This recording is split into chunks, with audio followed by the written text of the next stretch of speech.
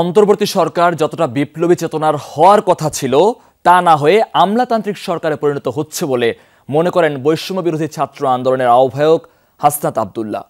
তার মতে ব্যক্তিগত পছন্দে যাদের উপদেষ্টা করা হচ্ছে তারা বিপ্লবের স্পিরিট বোঝেন না।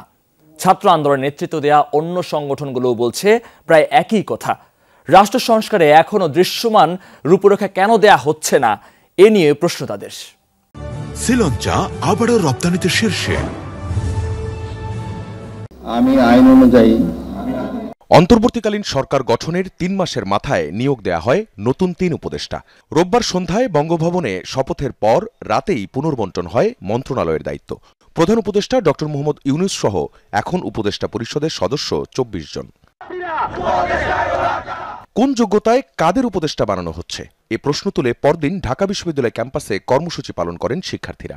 রাজধানীর বাইরেও বিক্ষোভ হয় কয়েক জায়গায়। এটার উপরে কি আমরা আস্থা রাখতে পারি? উপদেষ্টা নিয়োগ নিয়ে কেন এত আপত্তি? বৈষম্য বিরোধী ছাত্র আন্দোলনের আহ্বায়ক হাসনাত আব্দুল্লাহ বলছেন, নতুন উপদেষ্টা নিয়োগে প্রাধান্য পায়নি বিপ্লবের চেতনা। কারো কারো নামে মামলা রয়েছে, কারো কারো হচ্ছে এই 16 বছরে যে ফেসিস্ট রেজিম খুনি শেখ হাসিনার কে তোষণের রাজনীতির সাথেও যুক্ত ছিল, তাদেরকে আবার উপদেষ্টা মহলে পুনর্বাসনের মধ্য দিয়ে আমরা মনে করছি এটি হচ্ছে জুলাই স্পিরিটের সাথে এক ধরনের প্রতারণার শামিল। গণ অধিকার পরিষদের সাধারণ সম্পাদকও মনে করেন ব্যক্তিগত পছন্দেই হচ্ছে নিয়োগ।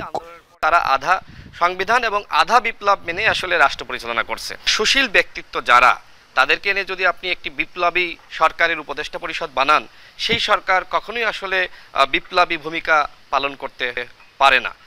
বিপ্লবের চেতনার চেয়ে সরকারের মনোযোগ অন্যদিকে বেশি কিনা সে প্রশ্ন তুলেছেন হাসনাত। রিভলিউশনারি স্পিরিটের পরিবর্তে কনস্টিটিউশনাল ব্যুরোক্রেটিক একটি সরকার হচ্ছে, অর্থাৎ অতীতের সরকারের মতো কনস্টিটিউশন, ব্যুরোক্রেসি, রেড টেপিজম এগুলোর মধ্যে আমাদের মনে হয়েছে বন্দী হয়ে গিয়েছে। উপদেষ্টা পরিষদে ২৪ জনের মধ্যে ১৩ জনই একটি বিভাগের। এটিকে চরম বৈষম্য হিসেবে বিবেচনা করতে চান আন্দোলনের অনেক ছাত্র জনতা। সব জায়গা থেকে উপদেষ্টা ইনক্লুড না হওয়ার মধ্য দিয়ে আমরা মনে করছি যে বৈষম্যটি একটি মাত্রায় থেকে যাচ্ছে। যেটি সবসময় শেখ হাসিনা করেছে যে গোপালগঞ্জকে প্রাধান্য দেওয়া, এখন যদি ডক্টর ইউনূস স্যার সবসময় চট্টগ্রামকেই প্রাধান্য দেন, এটি কিন্তু ঠিক হবে না।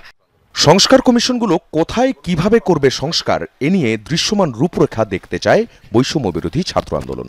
সংস্কারটা কোন পথে করতে যাচ্ছে, কতদিন লাগবে এবং এই সংস্কারে কোন অবজেক্টিভসগুলো সামনে রেখে এই সংস্কারগুলো হবে, কোন ডেডলাইনের মধ্যে এই সংস্কারগুলো আমরা অর্জন করব। হাসনাত আব্দুল্লাহ বলেন, সবকিছুতেই শিক্ষার্থীদের পরামর্শ নিতে হবে এমন নয়, তবে কাজগুলো ঠিকঠাক করলেই হলো। এই সরকারের মধ্যে এই বিপ্লবী স্পিরিটটি সবচেয়ে বেশি অনুপস্থিত। আখলাকুস সাফা, যমুনা নিউজ, ঢাকা।